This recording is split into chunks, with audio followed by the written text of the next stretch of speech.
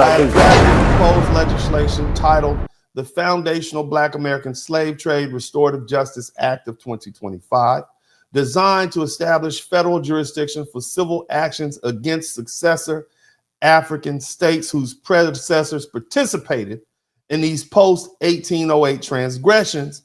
I have also developed a complementary executive order to be issued by the President of the United States. The executive order formally establishes an interagency task force to investigate the successful African states' involvement, recommend legal and diplomatic remedies, and assist the development of federal legislation.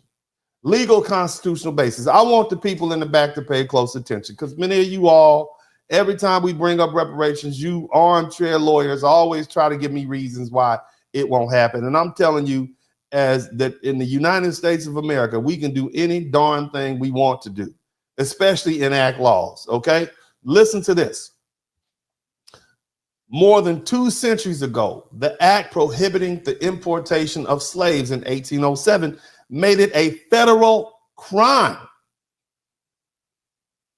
to traffic enslaved Africans to the U.S. after January 1st, 1808.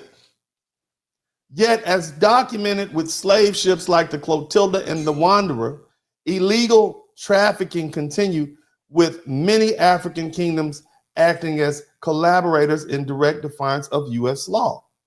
And this proposed act establishes federal jurisdiction for civil actions, which means money. Somebody type money in the chat room. For civil actions against successor African states. Somebody type successor state in the chat room. Okay? Whose historical regimes participated in the illegal post-1808 trade. What that means is, when you take over another country or nation, a kingdom or whatever, you don't just inherit their land and their benefits, you also inherit their debts. And so the kingdom of Ghana, they might not be there, but the country of Ghana exists. All those countries, the nations, they're the successor state. And see, this follows the precedent, and I laid it out there because I want Trump to see. It follows the precedent set by the Justice Against Sponsors of Terrorism Act of 2016. This allowed American citizens to sue Saudi Arabia for what happened on 9/11, 15 years before. And they sued them and they got judgments. So this literally gave American citizens the right to sue foreign countries for terrorism. And I don't think anything is more terroristic than the slavery and what we had to do. Nevertheless, like JASTA, this legislation includes a waiver of sovereign immunity, a private right of action. And private right means you can sue it. When you do your history and you do your research and you find out that your great-grandmother was brought to this country, or a great-great-grandmother was brought to this country after 1808 in one of those illegal slave ships, and you put the documentation together and you present it to court, and you give grounds for a lawsuit, you have a right to bring forth a claim, okay? As a private citizen. And here's the other thing. I'm proposing a 50-year statute of limitation beginning upon the claimant's discovery of eligibility. What does that mean? What that means is you might not know now. But when you start doing the research, from the time you actually find out and you get that research and you get something in writing and you get the documentation, you have 50 years to sue. You see? The Supreme Court of the United States recently upheld the constitutionality of JASTA in 2023 in Twitter Incorporated versus Tamina 598 U.S. 471 2023. So what I'm trying to explain to you all is this is a legal pathway to get reparations. Isn't that what you want? Isn't that what y'all want? You say you want reparations, but some of you all don't have the stomach for it. You're weak. Just like many of our ancestors. And I'm not like you. See, let me go ahead and get all into you right now, because y'all don't know who you're dealing with. Some of you all are weak. You're soft as cotton swab. You're soft as a wet tissue napkin. You're not built like me. You don't want the smoke. You don't have the stomach for it. And people like Harriet Tubman would leave your black behind on the plantations. You're not built for it. So go step yourself aside and let the real hard hitters do what they have to do to get our people reparations. If you're against them, you're a punk. And you always will be a punk. And you should have been left on the plantation. It was black men like me who had to come back to the plantation and free your black behind because you wasn't man enough or woman enough to stand up. So I don't want to hear what you have to say. You have no guts. You have no courage. You're a coward. And you don't want to do for your children what your ancestors didn't do for you. But I'm not like you. So shout out to all the other black people who have the stomach for this, who want our reparative justice, who want our reparations. And we don't give a damn who pays us. Everybody who's responsible needs to pay up. How they work it out amongst themselves is on them. I don't care. Why don't we sue the European nations? Why don't we sue Ghana and all these rest of these Africans and let them deal with their partners from back in the day? Y'all was all in cahoots together to load us up on those ships. Y'all can deal with each other. Just give us our money or give us the opportunity to prove that we're entitled to the money and get our judgment. Let's finish this letter. Additionally, because this has been 5 years in the making, I want y'all to understand. Additionally, the U.S. and international human rights law recognize forced labor and slavery as enduring harm subject to legal and diplomatic remedy. The act aligns with these standards and draws authority from Article 1, Section 8 of the Constitution, as well as the 13th and 14th Amendments, empowering Congress to redress civil rights violations.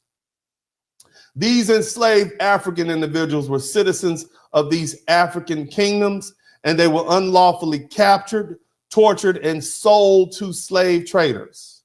This proposed act would reflect the principles of sovereignty, citizenship, and protection from the state-sponsored abuse under the International Covenant and Civil and Political Rights, the ICCPR, prohibiting governments from engaging in unlawful torture, cruel treatment, and arbitrary arrest. United Nations 1966 International Covenant on Civil and Political Rights, Article 7-9. Presidential exam. Let's talk about it. Y'all still with me? Let me know if you're with me, because I know we got the cowards up out of here. I want the cowards to leave. I don't like you.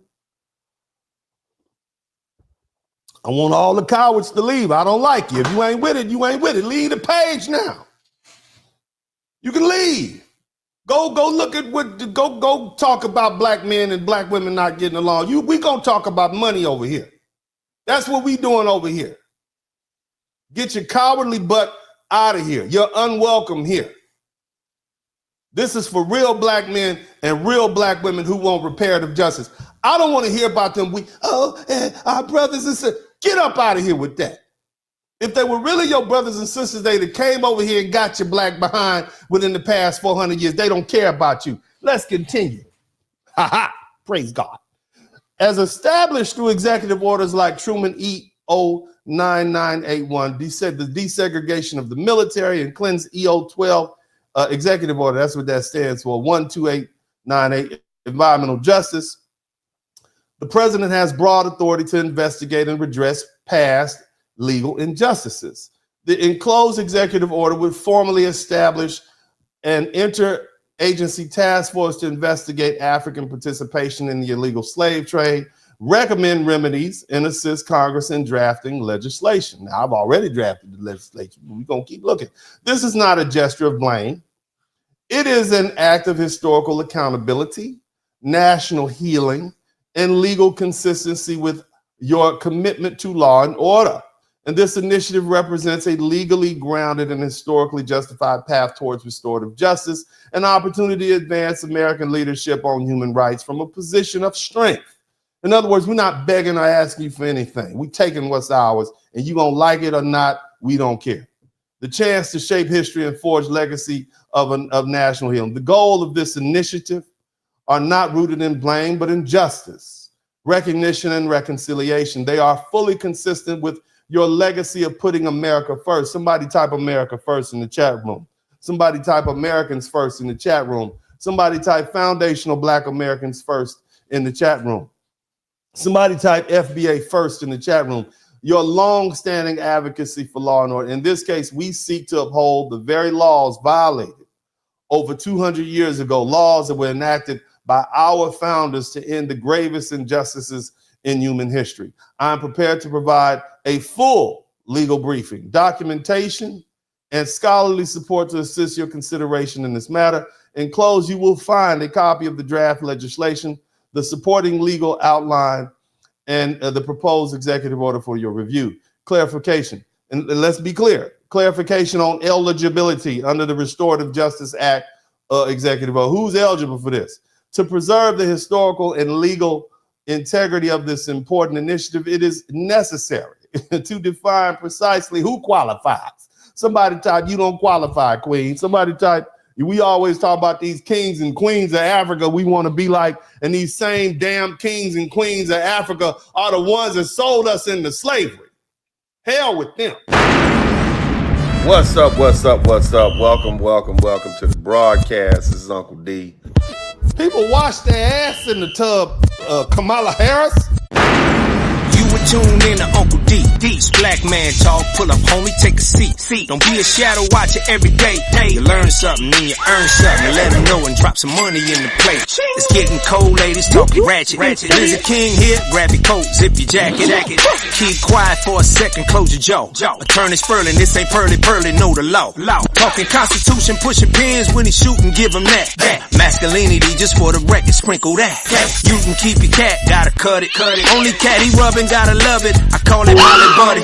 Gotta vote your interest, voting earns. Presidential, this is for the money that I earn.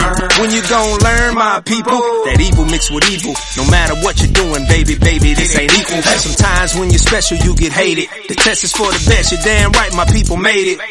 Uncle D, Blizzard King, you've been served, gotta know this. Now black men out here know we winning, gotta hold it now. Uncle D, you've been served, get your notice now. Black men out here know we winning, gotta hold it now. Uncle D, you've been served, get your notice now. Black men out here know we winning, gotta hold it now.